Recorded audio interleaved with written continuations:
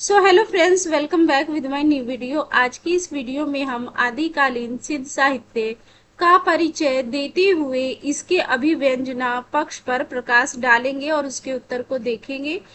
और ये जो प्रश्न लिया गया है एमई फर्स्ट ईयर का है, कोर्स कोड है MHD 6, इग्नू यूनिवर्सिटी से रिलेटेड है और पुस्तक का नाम है हिंदी भाषा एवं साहित्य का इतिहास। और ये बहुत ही ज्यादा इंपॉर्टेंट है परीक्षा की दृष्टि से। तो चलिए शुरू करते हैं। तो सबसे पहले हम जानेंगे कि सिद्ध साहित्य क्या होता है। बहुत ही आसान परिचय है सिद्ध साहित्य का, तो यहाँ पर ध्यान से पढ़ेंगे। बहुत पुरानी बात है। कब की बात है? लगभग 8वीं से 13वीं सदी के बीच की बात। ये जो सिद्ध साहित्य की बात है वो कब की है? 8वीं से 13वीं सदी के बीच की बात है। बौद्ध धर्म से जुड़े कुछ साधु हुए। कुछ साधु थे जो क्या थे? बौद्ध धर्म से जुड़े हुए कुछ साधु हुए जिन्हें सिद्ध कहा गया। बौद्ध धर्म से जुड़े थे कुछ साधु, उनको क्या कहा गया? सिद्ध। ये लोग तंत्र मंत्र और साधना करके सिद्धि पाना चाहते थे। क्या पाना चाहते थे? सिद्धि। सिद्धि का मतलब क्या है? चमत्कार या भगवान पाना चाहते थे। ऐसे कुल 84 सिद्ध थे। कितने सिद्ध थे? 84 सिद्ध थे, जिनमें सरहपा नाम के साधु सबसे पहले और सबसे मुख्य कवि माने जाते हैं। सबसे पहले ये जो सरहपा नाम के कवि थे वो सबसे ज्यादा सिद्ध माने जाते थे। अब पॉइंट नंबर 3 देखते हैं। इन साधुओं ने जो कविताएं और बातें लिखी उसी को सिद्ध साहित्य कहते हैं।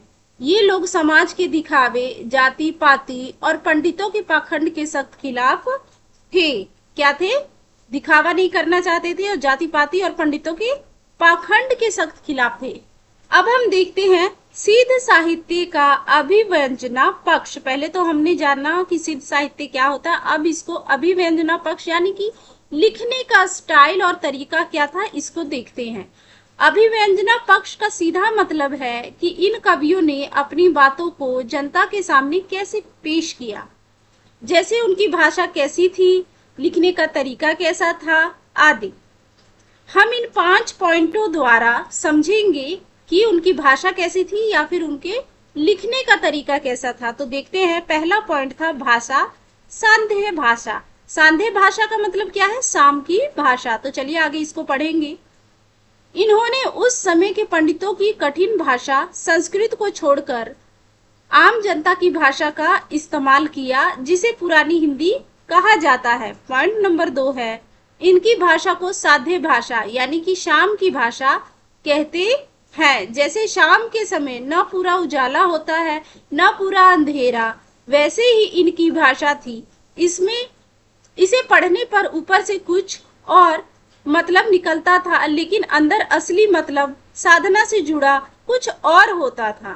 पॉइंट नंबर 2 देखते हैं, लिखने का तरीका। लिखने का क्या तरीका था उसको देखते हैं। दोहा और गानों के में लिखते थे। तो चलिए देखते हैं। सिद्धों ने अपनी बात को 2 तरीकों से लिखी, जैसे कि पहला है दोहा और दूसरा है गाना या फिर चर्या पद कहते थे उस टाइम।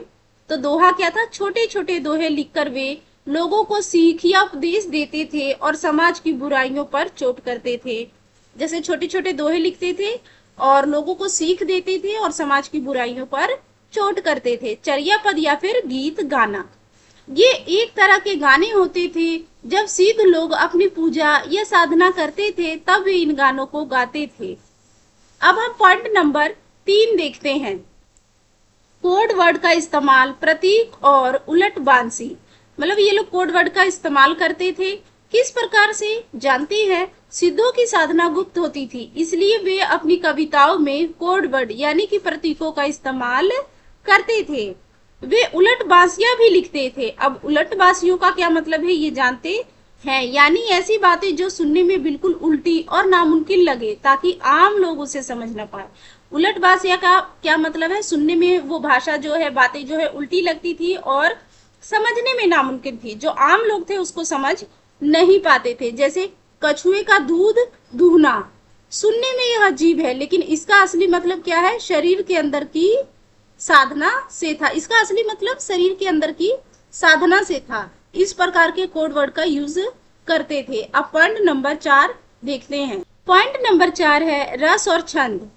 तो देखते हैं रस और छंद किस प्रकार के थे उस टाइम पे। छंद, इन्होंने कविता को मुश्किल नहीं बनाया, आम लोगों को पसंद आने वाले दोहा और चौपाई जैसे सीधे सरल छंदों का इस्तेमाल किया। इन्होंने जो है कविता को जो है कठिन नहीं बनाया, मतलब ऐसा बना दिया, ऐसा आसान बना दिया कि आम लोग जो है आसानी से समझ सके। रस कैसा था, इनकी बातों में दो तरह के रस भावनाएं थी। एक तो मन को शांत करने वाला शांत रस जब वे गुरु की तारीफ करते थे, और दूसरा श्रृंगार रस, क्योंकि वो साधना में महिलाओं का साथ जरूरी मानते थे। पॉइंट 5 देखते हैं, अलंकार यानी कि सजावट। इन्होंने अपनी कविताओं को जानबूझकर सजाने की कोशिश नहीं की, वे बस अपने दिल की बात कह रहे थे। इसलिए कविता में उपमा, तुलना करना और विरोधाभास, उल्टी बातें कहना जैसे अलंकार अपने आप आ गए। अब निष्कर्ष देख लेते हैं कि निष्कर्ष क्या निकलता है इसका। सिद्धों ने जिस आसान भाषा, दोहा लिखने के तरीके और कोड वर्ड यानी कि उलट बांसी का इस्तेमाल किया, आगे चलकर कबीरदास जी ने भी बिल्कुल इसी स्टाइल में अपनी साखियां और शब्द लिखे। इसलिए हिंदी कविता की शुरुआत को समझने के लिए सिद्ध साहित्य को समझना बहुत जरूरी है। सो वेल फ्रेंड्स, आज की वीडियो में इतना ही। आज का ये वीडियो आपको कैसा लगा कृपया कमेंट में जरूर बताएं, और ये परीक्षा की दृष्टि से बहुत ही ज्यादा इम्पोर्टेंट है, इसीलिए वीडियो को पूरा देखिए और हमारे चैनल को सब्सक्राइब करें। धन्यवाद।